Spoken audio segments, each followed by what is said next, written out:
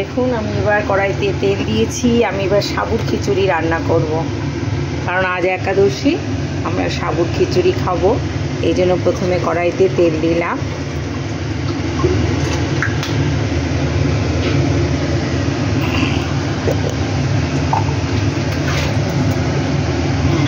কড়াইতে তেল দিলাম, এবার জিরে দিয়েছি।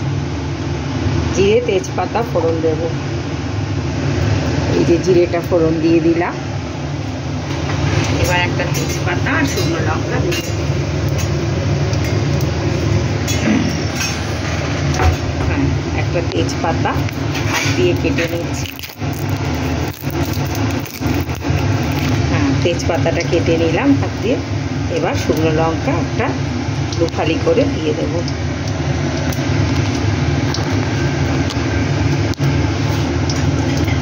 এবার আমার কেটে রাখা আলুটা দিয়ে দেব।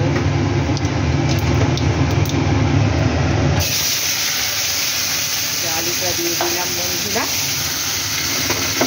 এবার আমি একটা ঢাকা দিয়ে দিচ্ছি। আলুটা দিয়ে একটু নুন দেব, এই যে পরিমাণ মতো নুন দিয়ে দিলাম। এবার আমি ঢাকা দিয়ে দিচ্ছি।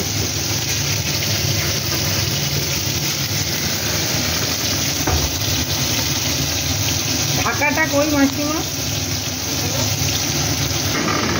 হ্যাঁ, ঢাকাটা দিয়ে দিয়েছি। একটু সেদ্ধ মতন হোক।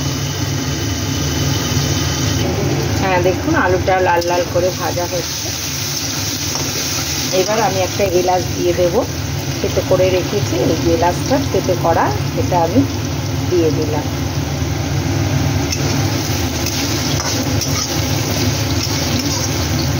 এলাচ থেতো করে দিয়ে দিলাম। এবার আমি একটু বাদাম দিয়ে দেবো, এর মধ্যে অল্প করে বাদাম দিয়ে দেবো। আমার মুছে রাখা বাদাম, আমি কালকে কাপড় দিয়ে মুছে রেখেছিলাম, সেই বাদামটা আমি এর মধ্যে দিয়ে দিলাম।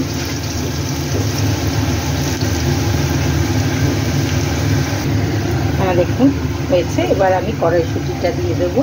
আলুগুলো লাল লাল হয়ে গেছে, কড়াইশুঁটি দিয়ে দিলাম। টমেটো দিয়ে দিলাম। টমেটো দিয়ে দিলাম।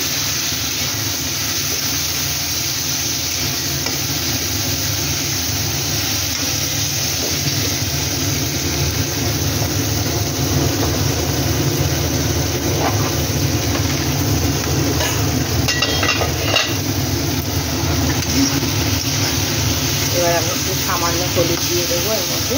সাবুতে বেশি হলুদ লাগে না, সাবুতে অল্পই হলুদ দিতে হয়। এই যে হলুদ দিচ্ছি পরিমাণ মতো, অল্প হলুদ দিতে। দেখুন এক ফোঁটা, ব্যাস এই এক ফোঁটা হলুদ দিয়ে দিলাম।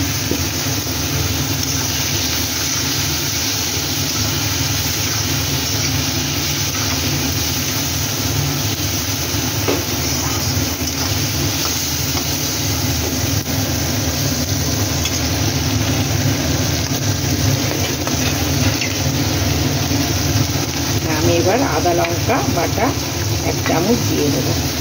1 চামচ আদা লঙ্কা বাটা দিয়ে দেবো।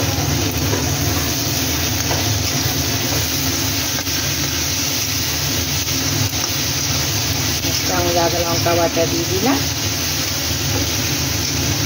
এবার একটু জিরের গুঁড়ো দিয়ে দেবো।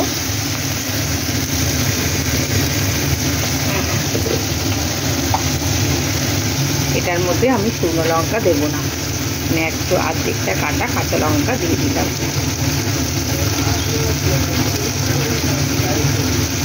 এবার অল্প জিরের গুঁড়ো দিলাম।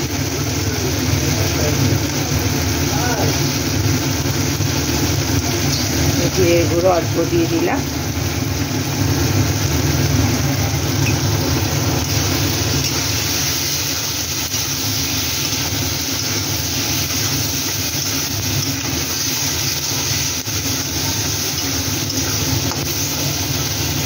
আলু গলে গেছে।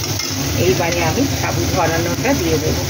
এই যে সাবুত ভরানো হয়েছে, এই সাবুত ভরানোটা দিয়ে দিলাম।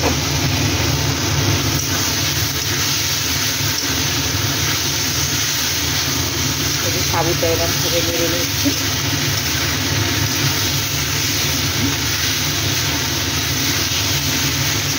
সাবুটা ভাজা ভাজা হচ্ছে।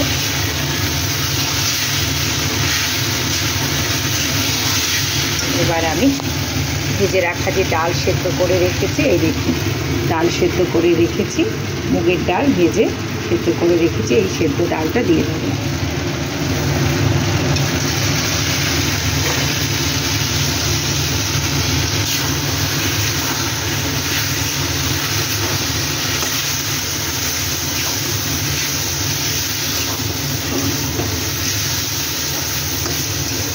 এবার আমি পরিমাণ মতন জল দিয়ে দেবো। এই ডালের মধ্যে একটু জল দিয়ে দিলাম। এই জলটা আমি এর মধ্যে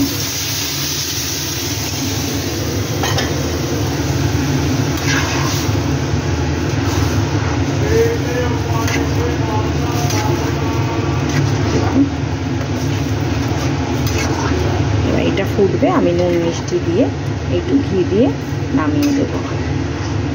এটা ফুটতে থাকুক, টকবক করে ফুটবে। আর একটু জল লাগবে, কারণ হচ্ছে এটা আট খুব ঘন হয়ে যাবে নইলে। এই যে এই পরিমাণ আমি জল দিয়ে দিলাম। এটা টকবক করে ফুটতে থাকুক, আমি ঘি আর গরম মশলা দিয়ে নামিয়ে দেবো। গরম মশলা যদি কেউ মনে করেন দেবেন, না দিলেও হবে, কারণ আমি একটা এলাচ দিয়ে রেখেছিলাম। হ্যাঁ দেখুন টকবক করে ফুটছে, আমি পরিমাণ মতো নুন দিয়ে দিয়েছি, টকবক করে ফুটছে। এবার আমি পরিমাণ মতন একটু মিষ্টি দিয়ে দেব আর একটু ঘি দিয়ে দেব, দিয়ে আমি এটা নামিয়ে ফেলব। এই দেখুন একটু পরিমাণ মতন মিষ্টি দিয়ে দিচ্ছি, কারণ এটা নিরামিষ সাবুর খিচুড়ি, সেই জন্য একটু মিষ্টি দিতে লাগে, আমি টেস্ট আসে না। এবার আপনারা যদি মনে করেন গরম মশলা দেবেন, আমি কিন্তু গরম মশলা দেবো না। হ্যাঁ, আমি সিম্পল রান্না খেতেই পছন্দ করি, বেশি গরম মশলা ভালোবাসি না। আমি একটা এলাচ দিয়ে দিয়েছিলাম। দেখুন রান্নাটা প্রায় কমপ্লিট হয়ে এসছে। এবারে আমি নামিয়ে ফেলবো, একটু ঘি দিয়ে নামিয়ে ফেলছি।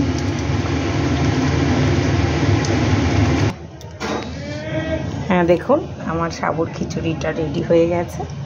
এবার আমরা এটা সার্ভ করে দেব।